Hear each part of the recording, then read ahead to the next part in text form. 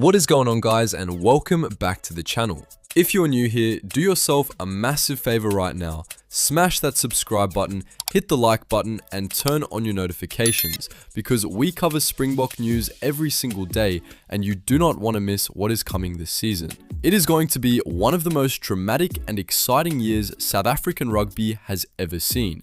And today, we are diving deep into a story that has every single Springbok fan across the country asking the exact same question.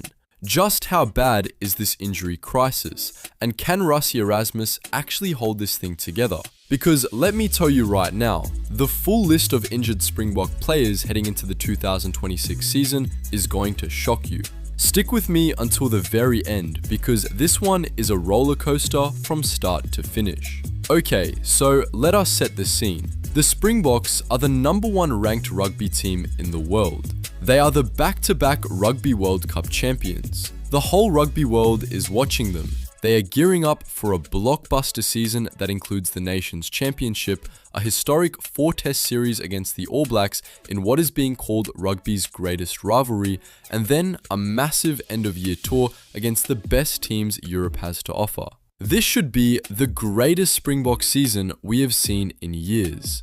And yet, right now, as of today, the injury list reads like a who's who of South African rugby royalty. This is not a small problem. This is a full-blown crisis. Let us start with the big one, Etzebeth, the most capped Springbok of all time, the enforcer, the heartbeat of that world champion forward pack.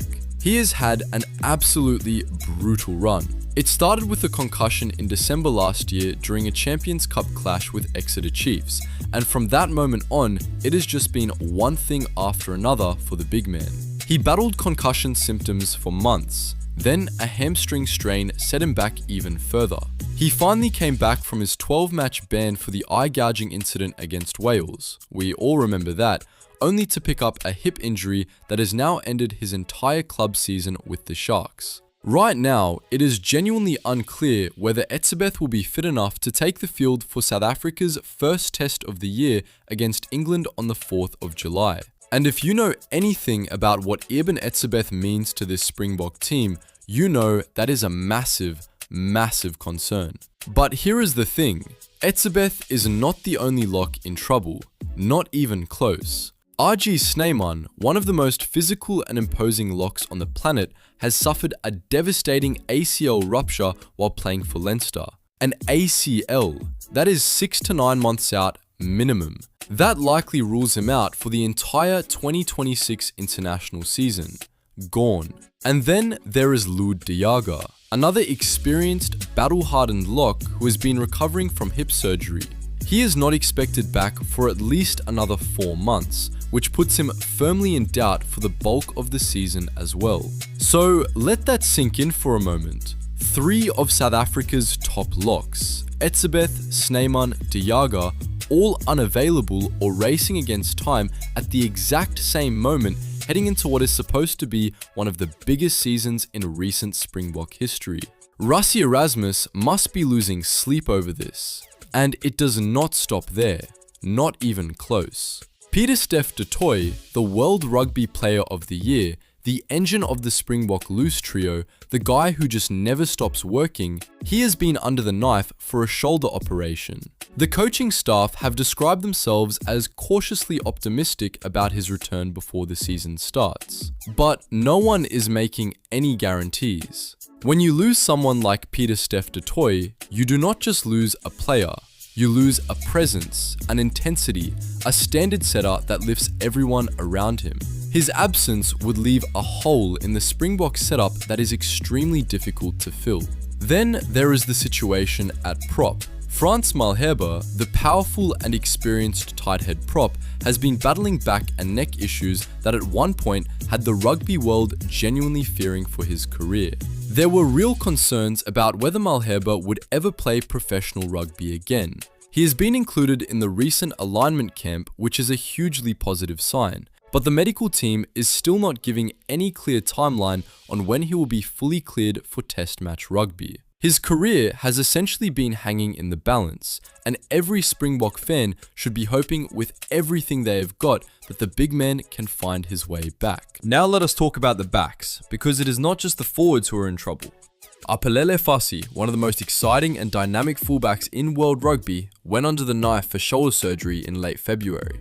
He is a major doubt for the season opener, and while the hope is that he will return at some point in the test season, the Springboks will almost certainly be without him for a significant chunk of the year.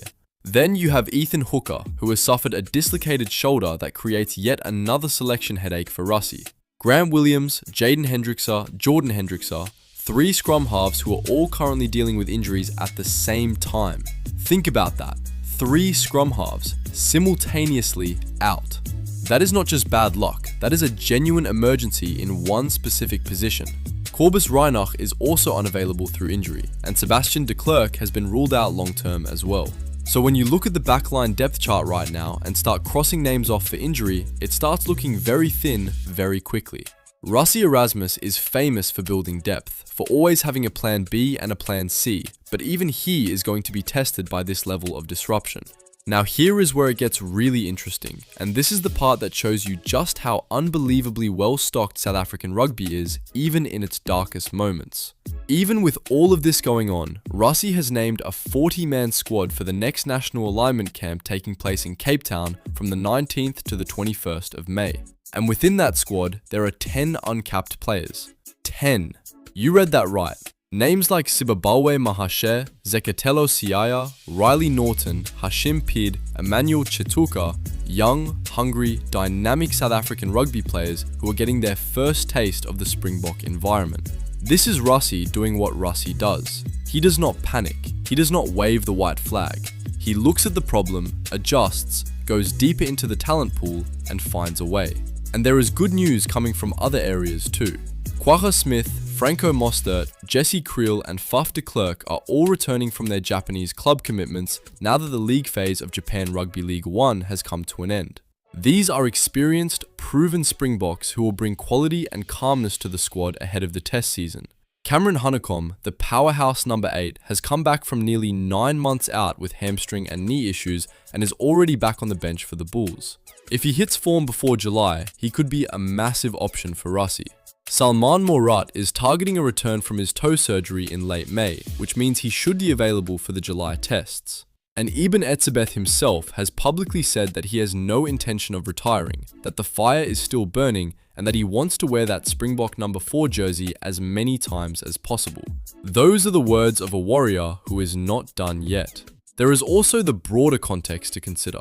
The URC playoffs are running into the same window as the Springbok season opener, with the URC final scheduled for the 20th of June, the same day South Africa face the Barbarians in Gqeberha. That means Rassie may have to field 46 players across that doubleheader, calling on some of the freshest and most promising young talent in South African rugby. It could be the first real look the world gets at the next generation of Springboks, the players who could be lining up at the 2027 Rugby World Cup. So yes, the injury list is long. Yes, it is serious. Yes, there are genuine question marks over some of the most important positions in the squad. But if history has taught us anything about Rassie Erasmus and this Springbok team, it is that they find a way. They always find a way. This is the same group of men who had the whole world counting them out and came back to win the World Cup not once, but twice.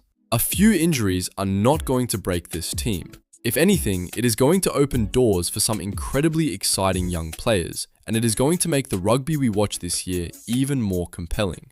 This Springbok season is going to be unlike anything we have seen before, and you need to be here for every single moment of it. If you enjoyed this video and you want to stay ahead of every Springbok story as it breaks, make sure you have subscribed, hit that like button, and shared this video with every rugby fan you know. We are going to be here covering every squad announcement, every injury update, every big test match build-up, every controversy, and every triumph. This is the place to be for Springbok fans. We will see you in the next one.